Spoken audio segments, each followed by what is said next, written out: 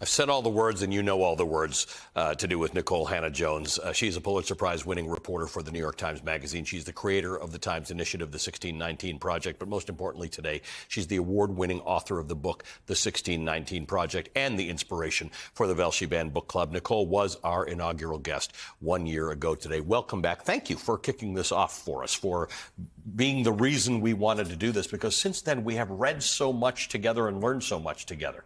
Yeah, thank you so much for starting this Banned Book Club, especially in these times. It's so necessary to be talking about these efforts to restrict knowledge and to defy them. You know, one of the things when we have authors on is their books, or when they experience some sort of ban or limitation or removal, bookstores put them into a section. And their books may well actually sell quite well as a result. I was asking you, when you came out with the 1619 Project at the New York Times Magazine, I don't think you could have foreseen how much criticism you were going to get. Good or bad that it happened? I mean, you know, it's mixed. I think so much of the criticism is not legitimate critique. It's not coming from people who have engaged with the ideas of the project or the work. But at the same time, the more they talk about it, it just actually helps spread the message, right? I wanted us to know the date 1619, to take that date out of obscurity. And certainly it is not an obscure date anymore. What does thoughtful critique of what you've done look like? Because there's the not, and we find this with every book, there's the not thoughtful stuff that is clearly put forward by somebody who hasn't read the book, doesn't understand what it's about. Have you engaged with people who don't like what you're trying to do or trying to say, but they can be debated?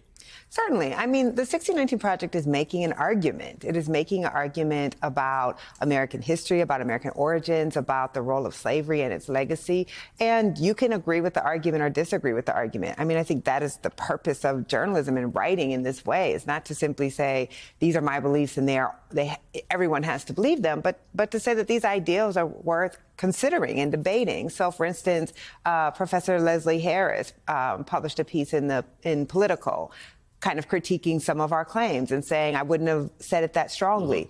I've invited her to my class at Howard, and she's talked about her critique. So there's certainly valid critique of any ambitious project, but that's not what we're talking about, right? To say I disagree, I wouldn't say it that way, is different from saying kids shouldn't be exposed to this. These ideas don't even belong in the classroom. We should try to ban these books. In fact, and that has become couched in this other thing that is a misrepresentation about critical race theory. There's been a lot of talk about this catch-all phrase and the fact that children are learning overly sophisticated things in school that will make them feel like they were to blame for slavery. You've had to deal with this since the first day. You weren't doing any such thing. You were saying, let's look at American history in a broader context. Absolutely. So, I mean, we should just call the anti-critical race theory campaign what it is. It's a propaganda campaign, right? It was stoking division for political gain, because obviously both critical race theory, the actual critical race theory, and the 1619 Project are not talking about individuals. We are talking about systems. It's the opposite of that. So it's not saying any child or any person is responsible for things he or she didn't do. It says that we were built on a system of anti-blackness and racism, and that those structures are structured into our society. I have a 12-year-old child. She's back there. And I want my child to learn sophisticated and complicated and nuanced understanding of all things. That's actually why I send her to school. Did you, in fact, you weren't writing this book to be, or you didn't do the initial 1619 Project with the assumption that everybody's going to read all of the nuances. It is sophisticated. And like so many of the books that we've had on, and you told me this in that meeting a year ago, you said this stuff is supposed to make you a little uncomfortable. All the stuff we read is supposed to make you uncomfortable. It's supposed to introduce you into a world that you don't know and bring you facts you didn't already have. Absolutely. I mean, the books that have stuck with me the most through my life are those that have unsettled me, those that have challenged my worldview, that made my mind have to work in a different way. This is how we gain empathy. This is how we gain enlightenment. I mean, this, again, is to me the purpose of an education. none of us should be sending our children to school simply to have their worldview affirmed in every way. They should be challenged. I mean, think of the books that stick with you most. And when we talk about a shameful past, it's okay to feel ashamed by that. It doesn't mean you have to feel guilt, but collective shame, I don't think, is a bad thing. Countries do great things and countries do terrible things, and we have to deal with it all. So many of the books that face bans are actually aimed at young children. You've actually had an adaptation. You wrote a version of the 1619 Project called Born on the Water, targeted toward a younger age group. Tell me a bit about it. Yeah, so Born on the Water is really an origin story for Black American descendants of slavery. It begins with a little girl who gets a very typical assignment, a little Black American girl, draw the flag of your ancestral land.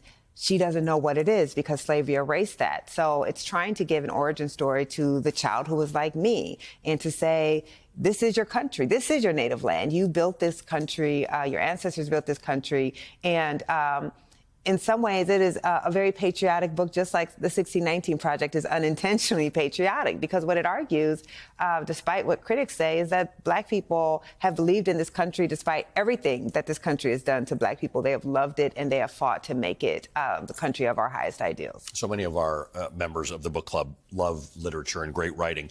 You used a lot of fiction and poetry in the book. One of the first poems to appear is White Lion by Claudia Rankine. I'll read the first few lines.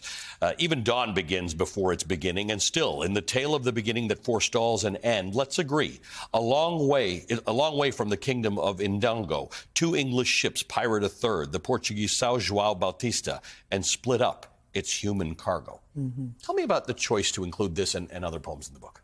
This is actually one of the saddest things about the 1619 Project book bans. These are essays that are written by some of the most prominent historians in America, from Harvard, from Princeton, from Yale, from Penn. And there's all of this fiction and prose written by some of the greatest living American writers, from Claudia Rankine to Barry Jenkins. I mean, go down the list. And we included that because we wanted, as much as this could be, to be a collective story, to use the descendants of slavery as the greatest testament to everything that our ancestors endured, and to provide really a breath between all of these essays, to be able to take in writing and the art of those who didn't come here by choice but have made this country what it is. I'll just end by asking you, you feel stronger for this? You and I, we're both very engaged on social media, and I used to watch what happened to you. I mean, the way you got dragged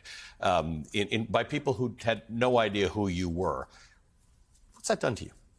I definitely am stronger. We were talking before we came on camera. I've gotten much better at it. I realized that so many people who were attacking, it was me to respond was serving their interests, but it wasn't serving mine. Right. So yeah, the last 4 years, I'm definitely stronger, because what I understand is you don't see these types of efforts against this book or any other books that have been banned if they're not having impact, if they to millions of people. They're not banning books that no one cares about. So yep. Yeah, I'm definitely stronger. And again, I so appreciate the way that you have shown the light on this for the last year. Well, we appreciate the fact that you've shown us the things to show to our viewers. Nikole Hannah-Jones is the award-winning author of the 1619 Project. There is a lot more where that came from. I'm going to continue this conversation with Nikole Hannah-Jones after our show ends. And in a few days, you'll be able to stream the extended cut of this discussion exclusively on Peacock.